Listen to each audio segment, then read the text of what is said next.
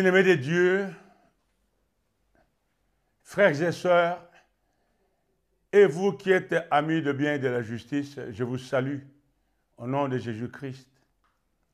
Je suis votre humble serviteur qui aime partager la parole de Dieu, Emmanuel Mayolo Nsambou, gardien de la maisonnée de la CVV. Ce dimanche de la Pentecôte, j'aimerais partager avec vous quelque chose de très important concernant cet événement, car nous voyons toujours certains événements dans l'histoire, mais nous oublions réellement quel impact ces événements devraient avoir dans nos vies. C'est pourquoi mon enseignement de ce dimanche de la Pentecôte s'intitule « La Pentecôte, quel impact aujourd'hui ?» La Pentecôte, quel impact aujourd'hui? La Pentecôte est le jour où Dieu a pour la première fois répandu la puissance du Saint-Esprit dans la nouvelle naissance. C'est le jour où les apôtres ont parlé en langue pour la première fois. Et c'est le jour historique aussi où l'apôtre Pierre a bravé la peur avec tous les apôtres et il a prononcé un grand discours devant une multitude pour convaincre les Judéens et les autres à croire en Jésus-Christ pour la nouvelle naissance. Vous pouvez aller dans Acte 2 pour cette grande section du livre des Actes pour vous documenter par rapport à l'historique de la Pentecôte. C'est important. Mais aujourd'hui, dans cet enseignement, je ne voudrais pas m'attarder sur l'histoire ou l'historique de la Pentecôte, mais j'aimerais plutôt mettre un accent particulier sur quel impact a cet événement de la Pentecôte sur notre vie aujourd'hui. Nous sommes croyants.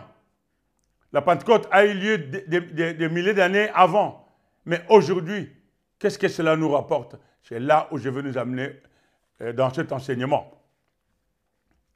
À titre de rappel, bien sûr, et brièvement, la Pentecôte est la deuxième des trois fêtes judéennes, à savoir la fête de pain sans levain, la Pâque, la Pentecôte, qui est la deuxième, et la fête de la moisson ou la fête du tabernacle. C'était les trois grandes fêtes judéennes.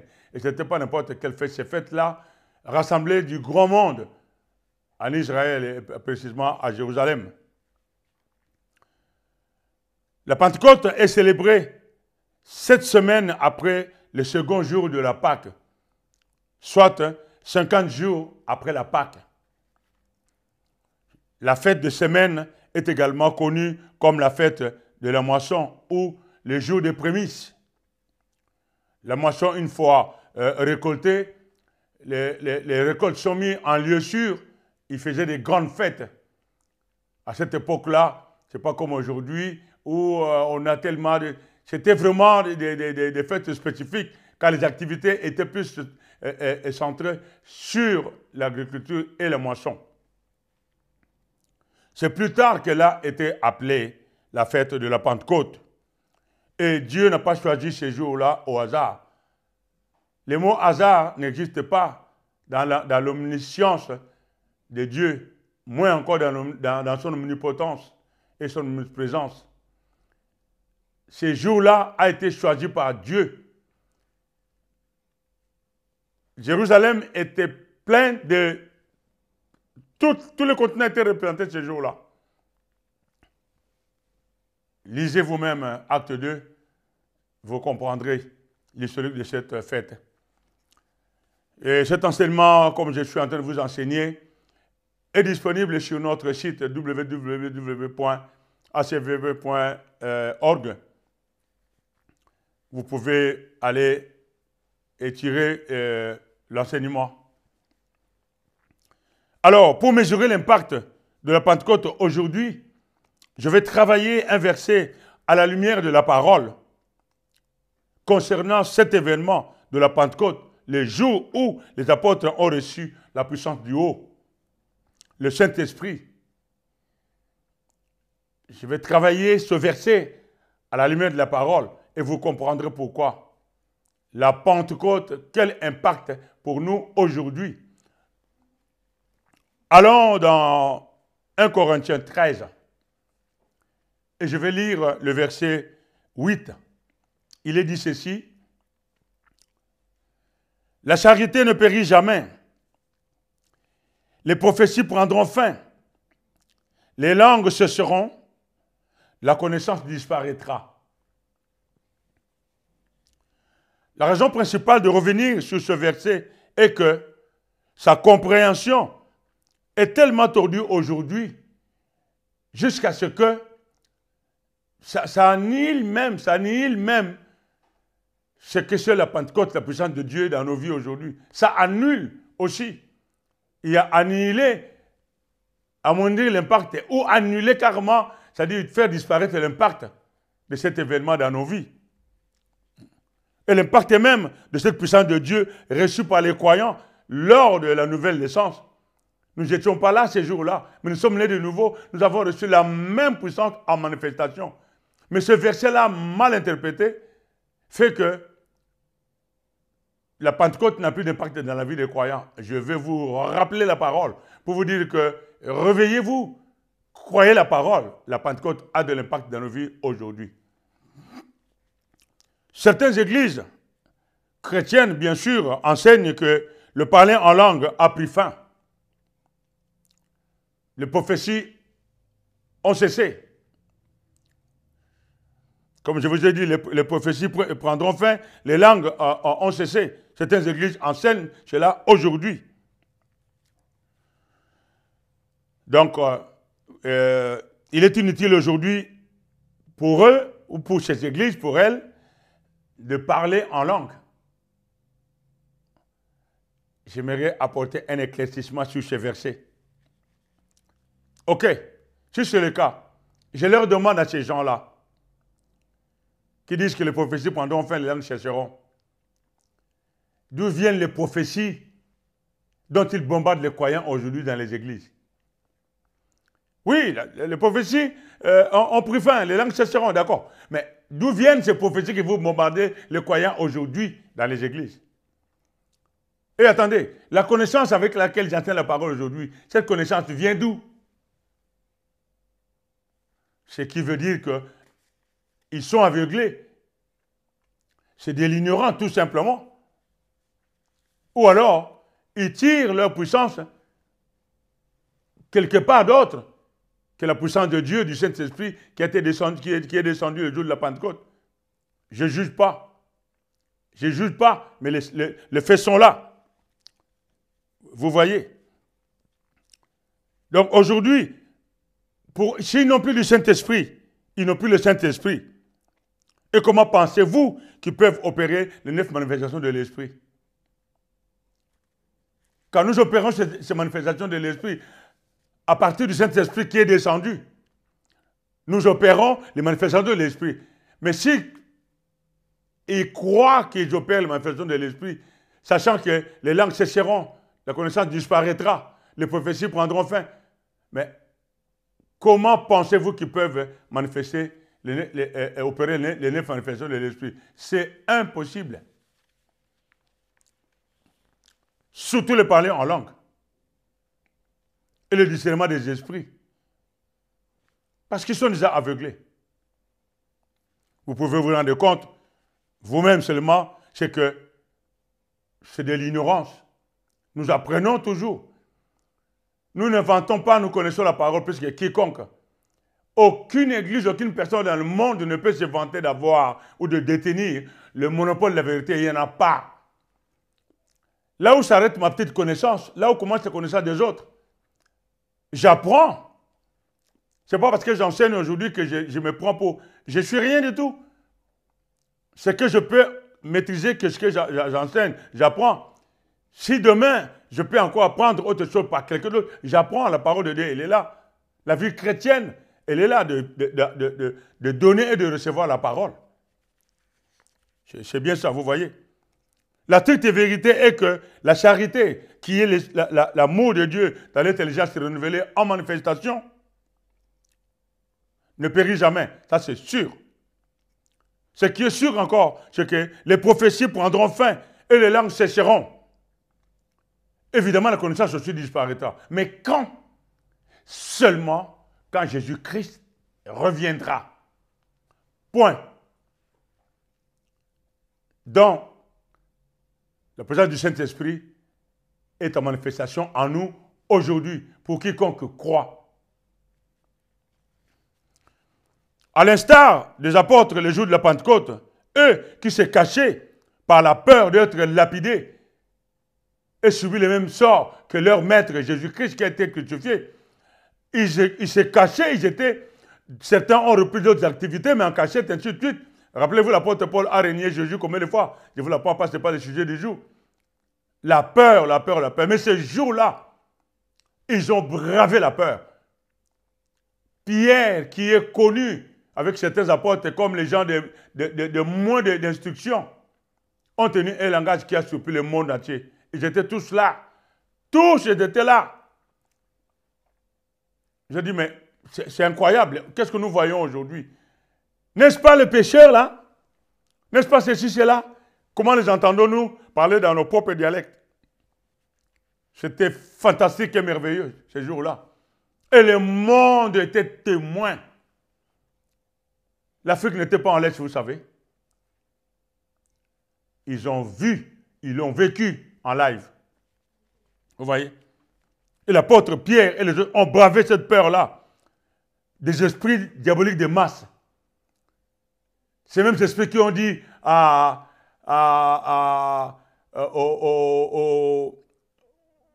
au numéro 1 qui détenait le pouvoir de la vie et de la mort. Crucifie-le! Crucifie-le! Et ces esprits-là opèrent encore aujourd'hui. Et ce sont des esprits très dangereux. Les esprits de masse, quand ça s'accapare d'un groupe de gens, l'objectif, avant de rentrer ou de se calmer, c'est qu'il y ait un meurtre, qu'il y ait mort d'homme. Et les apôtres savaient qu'ils pouvaient subir le même sort. Ces jours-là, avec la puissance du Saint-Esprit, ils étaient là. Ils ont parlé, l'apôtre Pierre, a confondu et les Judéens, et les pharisiens, et les Grecs, les païens qui étaient là. Il leur a ramené à la raison pour leur dire, croyez en Jésus-Christ. Et vous serez nés de nouveau et vous aurez cette puissance du Saint-Esprit. Et vous parlerez en langue comme nous. Quelle merveille, quelle puissance. Vous voyez? Et en tout ça, quel est l'impact que nous avons aujourd'hui? D'accord, l'apôtre Pierre, les apôtres, ok. Et nous? C'est là où je veux nous amener aujourd'hui. L'impact, quel impact nous avons aujourd'hui à nous rappeler de la Pentecôte dans nos vies en tant que croyants. Donc, je vais partager seulement 3 des avantages et profits de parler en langue, tels que les apôtres ont parlé ces jours-là. Et nous aussi, nous sommes nés de nouveau de l'Esprit de Dieu. Le jour où nous sommes nés de nouveau, nous avons parlé en langue. Nous parlons en langue aujourd'hui. Les langues n'ont pas cessé. La connaissance n'a pas disparu. Les prophéties n'ont pas pris fin. Tout cela est encore opérationnel aujourd'hui. C'est question de savoir quel croyant y croit. Quel croyant croit à cela. Et comment le vit-il dans sa vie. C'est là. Le parler en langue. Nous avons appris d'un grand homme dans la parole de Dieu. Plusieurs avantages, profits, bénéfices de parler en langue. Mais je vais travailler que 3 seulement, non les moindres. Des avantages que nous pouvons tirer, nous, en tant que croyants, et de nouveau aujourd'hui.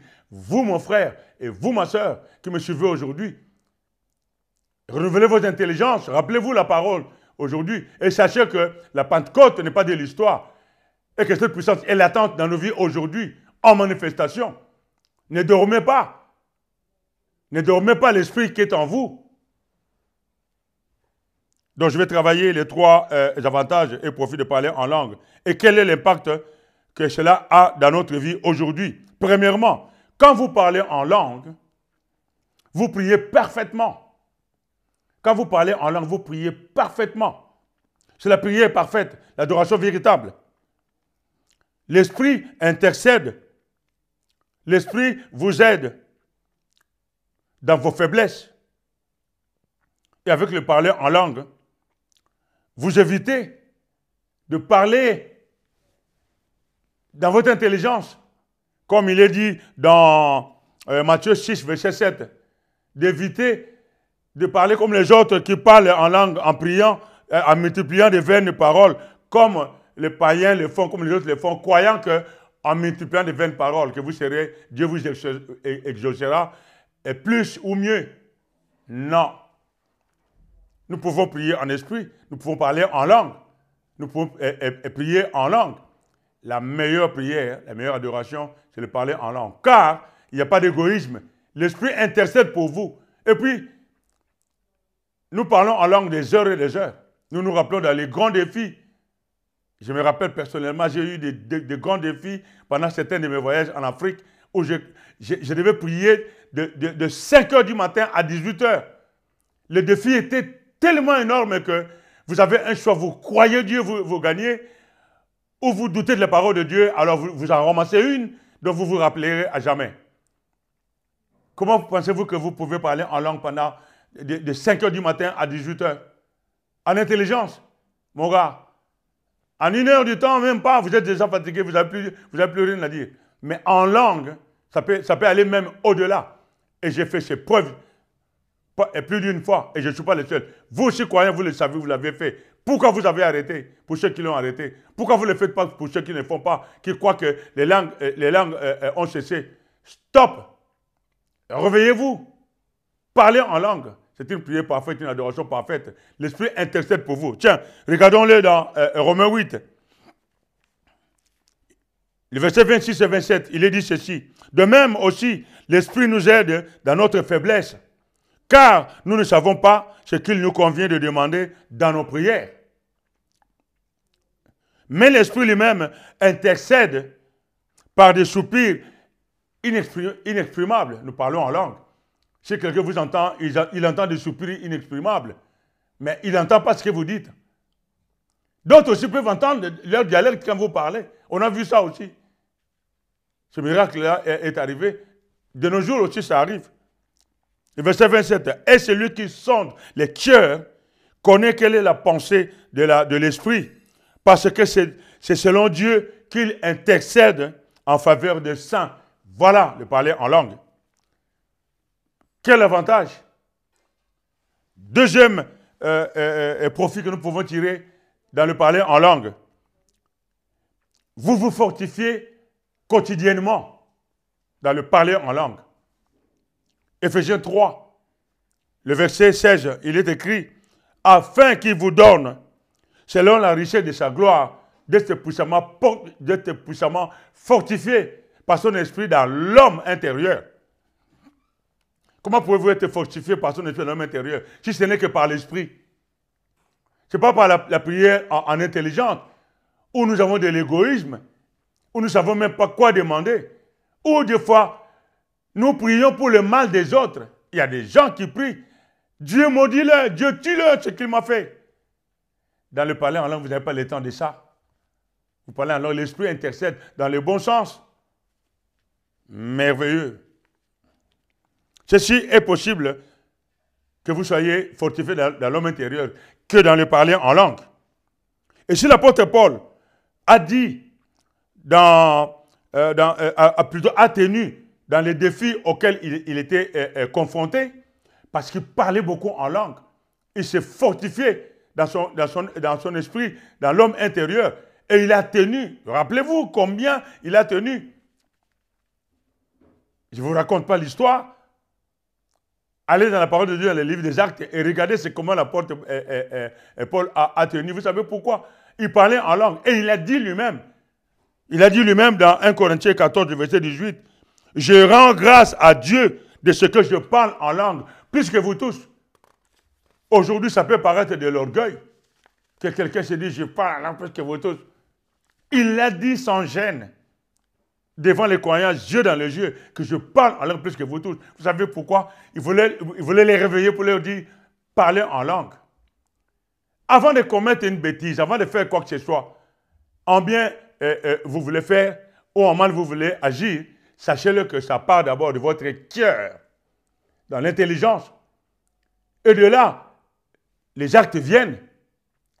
Quand vous parlez en langue, vous n'avez pas besoin de dire, quand est-ce que vous allez penser aller tuer quelqu'un quand vous parlez en langue?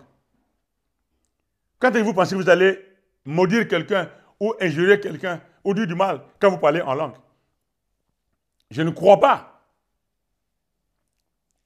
Dans des grands défis de la vie, vous tenez ferme quand vous parlez en langue. Au moins des mouvements déclenchés de parler en langue. David a dit, 7 fois le jour, il adore Dieu dans la prière, 7 fois le jour. David ne parlait pas en langue. Il chantait et priait en intelligence. Mais 7 fois le jour, il disait, 7 fois par jour, je loue, je célèbre, j'adore mon Dieu. Vous pouvez le faire plus que 7 fois. Au travail, à la maison, dans le métro, dans le train, dans un camion qui traverse les montagnes, dans une pirogue, vous traversez un fleuve, en bateau, dans l'océan, vous parlez en langue à tout moment, quand vous voulez, où vous voulez. Et vous vous fortifiez dans l'homme intérieur. Et c'est une adoration véritable de parler en langue. C'est la prière parfaite. Prier sans cesse. 1 Thessaloniciens 5, verset 17 dit, c'est le plus court verset de la Bible, mais l'un des plus costauds. Prier sans cesse. Et la meilleure façon de prier sans cesse, c'est de parler en langue. Priez aussi en intelligence, comme vous voulez, vous avez des besoins. Que Dieu connaît d'avance, mais priez pour dire à Dieu que, comme la parole dit, que dans insister, dans les supplications, dans les actions de grâce, Dieu sait, mais plus en langue. Et enfin, un troisième profit non négligeable de parler en langue. Le parler en langue produit les fruits de l'esprit. Tiens, ceux qui disent que les langues cesseront, ils produiront des fruits de l'esprit avec quoi? Quand ils savent que, ils disent que le Saint-Esprit n'est plus opérationnel aujourd'hui. Comment ils peuvent opérer les 9 manifestations de l'esprit? Ils sont aveuglés. Ce n'est pas une critique, c'est une vérité. Galates 5, le verset 22, il est dit ceci. Mais les fruits de l'esprit, c'est l'amour, la joie, la paix, la patience, la bonté, la bénignité, la fidélité, la douceur et la tempérance. Vous parlez en langue, vous produisez ces fruits de l'esprit. Ces choses-là, c'est en manifestation dans votre vie. C'est ce qui différencie les chrétiens aujourd'hui. Montrez-moi quelqu'un qui ne parle pas en langue, ou très peu. Je vous montrerai quelqu'un qui ne peut pas produire des fruits de l'esprit. En tout cas, pas beaucoup. Ça, c'est clair et net. Même vous, croyants qui aujourd'hui, qui croyez, qui vivez dans la parole, qui allez dans l'église, qui allez dans les communions, ainsi de suite, si vous ne parlez pas beaucoup en langue, vous produirez moins de fruits de l'esprit. Ça, vous pouvez en être sûr. Vous êtes seul, à rien faire. Vos idées s'éparpillent partout. Les mauvaises idées peuvent venir, les bonnes idées peuvent venir. Les vrais passoires se fait voir dans le parler en langue. À un moment donné, déclencher le parler en langue. Comme David, cette fois, je te loue, mon Dieu, je te célèbre, mon Dieu, je t'adore, mon Dieu. Parle en langue. N'importe où, n'importe quand, ça peut se déclencher. Comme m'avait dit quelqu'un quand je travaillais à l'époque, ah, j'aime bien le chef Mayolo, il parle bien, il est respectueux, il travaille vraiment, j'aime travailler avec lui, il a le sens de l'équipe, ainsi de suite. Mais je le vois toujours parler seul. Du coup, je n'avais pas vu, j'ai dit, oh là, j'ai compris. Ça se déclenche, c'est automatique le parler en langue. Faites-le. C'est une prière parfaite d'adoration. Vous vous fortifiez dans l'homme intérieur et vous pouvez produire les fruits de l'esprit. C'est fantastique. Comme je dis, alors, toi, mon frère, toi, ma soeur, je t'exhorte aujourd'hui à te rappeler la Pentecôte en manifestation. Pas comme une histoire, mais en manifestation. En parlant beaucoup en langue. Parle beaucoup en langue de ta vie de tous les jours. Toi, croyant, toi, chrétien. Allez à l'église, oui. Fais ceci, oui. La prière parfaite est une façon d'être costaud spirituellement. Parle beaucoup en langue. Je t'exhorte pour cela. Développe un style de vie de prière en langue. En plus d'être une adoration véritable, en parlant beaucoup en langue, tu seras à mesure d'éviter beaucoup de pièges de l'adversaire. Ça te fortifie. Tu vas éviter beaucoup de pièges de l'adversaire. Tu te sens costaud. Tu es discipliné dans ton intelligence. C'est sûr. Toi, mon ami, qui croit que les langues ont cessé, il est temps pour toi de reconnaître d'abord quelle est ta position. Est-ce que tu es croyant, tu es né de nouveau? Si c'est le cas, tu es né de nouveau, mon frère ou ma soeur, as-tu une preuve que tu es né de nouveau? Je suis en face de toi et je te dis, ah, Konaté Emmanuel, ah, monsieur Emmanuel, ah, pasteur Emmanuel, ah, tout ce que tu peux dire, moi je suis né de nouveau. Ok, donne-moi-en une preuve. Ah, mais je te dis, hein, moi je suis né de nouveau, mais donne-moi-en une preuve.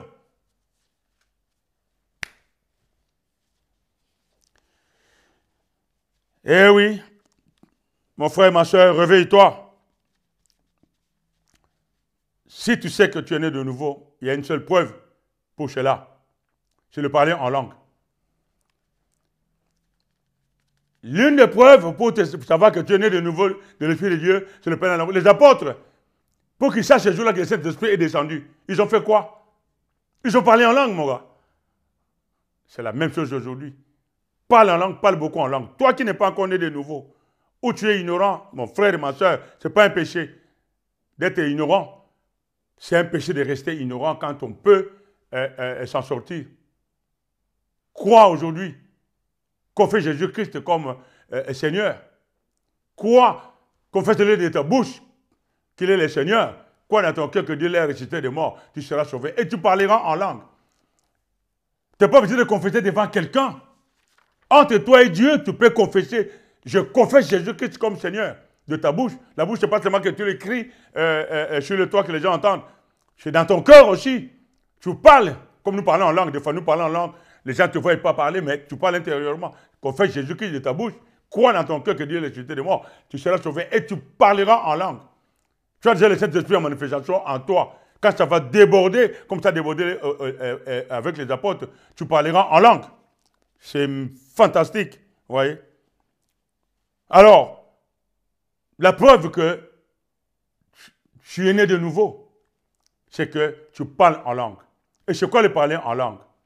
Comme nous l'a enseigné encore ce grand homme-là, de la parole de Dieu, nous le rappelons de ça.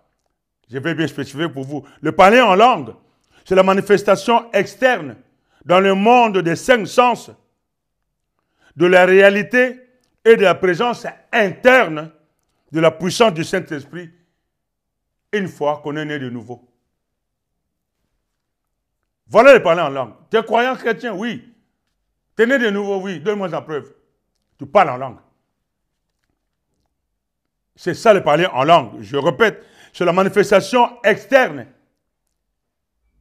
que les gens voient, que tu as touché, externe de la présence, externe dans le monde de 5 sens, de la réalité et de la présence du Saint-Esprit à l'intérieur. Quand tu parles en langue, ça se manifeste à l'extérieur. C'est ça le parler en langue. Ne dis pas je suis chrétien, je suis né de nouveau, et tu ne sais même pas ce que c'est le parler en langue. Ou tu dis que c'est fini, ça a cessé, ainsi de suite. C'est ta connaissance qui a cessé de fonctionner, mon gars. Réveille-toi, mon frère. Si tu n'es pas connu de nouveau, expérimente Dieu en cherchant là où tu peux recevoir la bonne parole. Quelqu'un te donnera la bonne parole. Tu seras né de nouveau. Tu auras la puissance du Saint-Esprit en manifestation. Tu parleras en langue. C'est une prière parfaite, une adoration parfaite. Ça te permettra aussi d'être un croyant fort et fortifié à tout moment pour vaincre l'adversaire dans toutes les situations et dans toutes les circonstances. Voilà. C'est vraiment ça que je voulais vous enseigner. Donc pour toi qui veux expérimenter Dieu, comme je vais te le dire, fais-le. Ah, moi, votre histoire là, ainsi de suite, hein, c'est vous qui savez. N'endurcis pas ton cœur quand tu entends la voix du Seigneur. Donc n'oubliez pas, cet enseignement est disponible sur notre site. Vous pouvez aller tirer quand vous voulez. Vous l'avez par voice, mais vous l'avez aussi par écrit pour continuer. Les téléphones peuvent foutre en l'air, mais vos documents sont là. Bien gardé. Voilà ce que j'avais à vous enseigner aujourd'hui. Romains 19, 10 dit, si tu confesses de ta bouche le Seigneur, si tu crois dans ton cœur que Dieu est ressuscité des morts, tu seras sauvé. Fais-le et tu seras sauvé. Tu parleras en langue. Une prière parfaite. Tu parleras en langue. Tu seras un croyant fort. Tu vas opérer les 9 inversions de l'esprit. Tu produiras du fruit. Et les gens verront en toi un vrai croyant, un vrai chrétien. Voilà ce que j'avais à vous enseigner aujourd'hui. Que Dieu vous bénisse, vous êtes les meilleurs. Père Saint, béni sois-tu pour ce grand moment de nous rappeler de la Pentecôte et l'impact que cet événement a dans notre vie.